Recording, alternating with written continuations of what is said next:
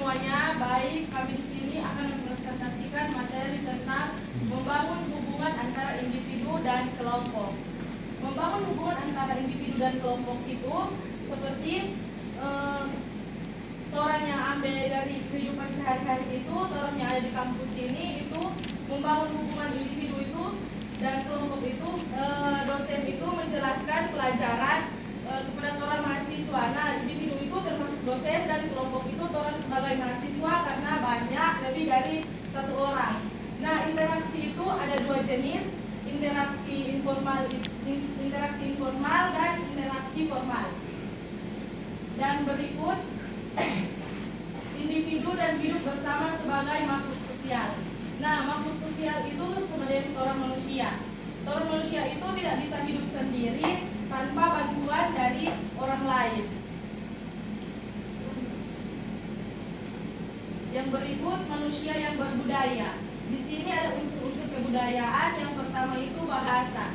Nah, bahasa itu tentunya dari orang budaya-budaya yang orang anut sendiri di daerah orang tinggal itu tentunya berbeda. Tidak mungkin bahasa-bahasa yang ada orang budaya itu ada yang sama. Dan yang kedua, sistem ekonomi dan mata pencarian. Tentunya mata pencarian yang orang tinggal atau ada orang daerah tersendiri itu tentunya berbeda-beda.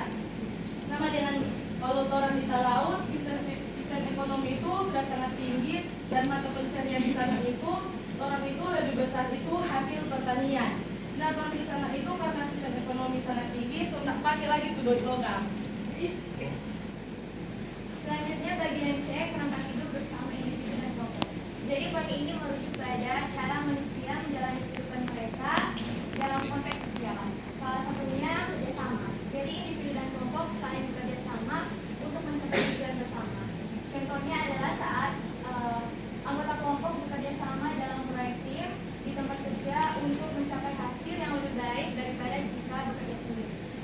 Selanjutnya bagian D, mengelola stres.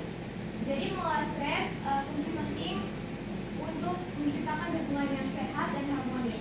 Di sini ada cara dalam mengelola stres. Yang pertama, komunikasi yang efektif. Dengan berkomunikasi dengan baik, konflik dapat diatasi dan stres dapat dikurangi. Yang kedua, membangun kepercayaan. Jadi memperkuat kepercayaan antara individu dan kelompok dapat mengurangi stres yang timbul dari ketidakpastian atau ketidakpercayaan.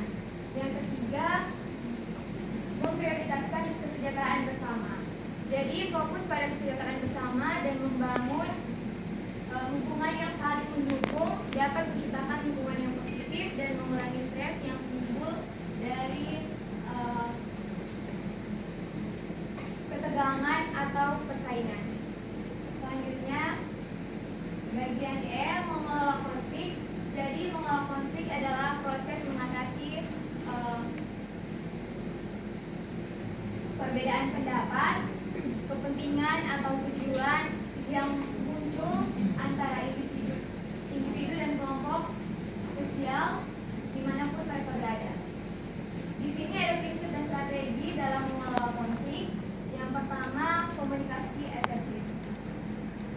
Dengan komunikasi yang terbuka dan jujur dapat membangun kepercayaan. Yang kedua, menghargai perbedaan.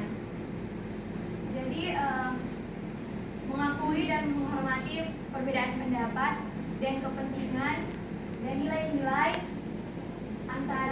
yang muncul antara individu dan kelompok.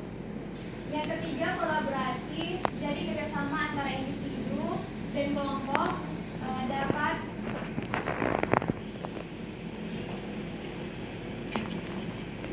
membangun pemahaman bersama dan berusaha mencapai tujuan bersama. Yang keempat, kompromi. Jadi kompromi melibatkan saling memberikan dan mencari solusi yang memenuhi kepentingan bersama. Sekian presentasi dari kami.